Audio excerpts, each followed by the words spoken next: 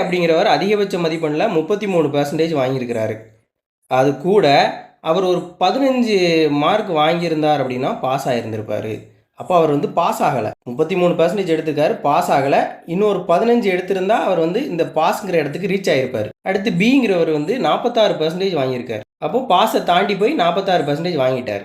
அவர் pass அவரை தேர்ச்சி பெறதுக்கு மதிப்பெண்ணை விட 24 மதிப்பெண் கூட வாங்கியிருக்காரு. அப்போது இவங்க 2 பேருக்குள்ள வித்தியாசம் இப்போ 46%லேருந்து 33% கழித்தோம் அப்படின்னா என்ன கிடைக்கும்? 13%.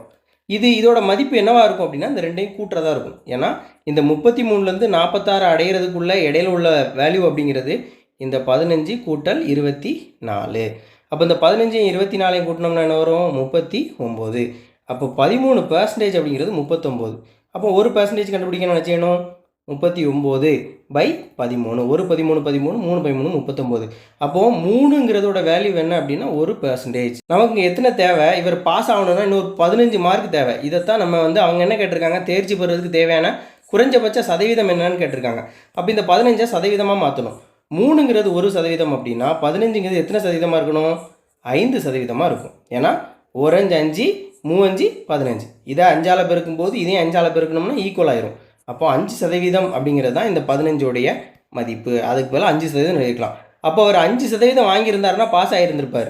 அவர் ஏற்கனவே 33% கூட ஒரு 5% வாங்கியிருந்தாருன்னா பாஸ் ஆகிருப்பார். அப்போ 33 5ம் 38% தான் பாஸ் ஆகிறதுக்கான சதவீதம். ஆப்ஷன் பி தான் விடை. இது கம்பைன் டெக்னிக்கல் சர்வீஸ் எக்ஸாமில் கேட்கப்பட்ட ஒரு கேள்வி.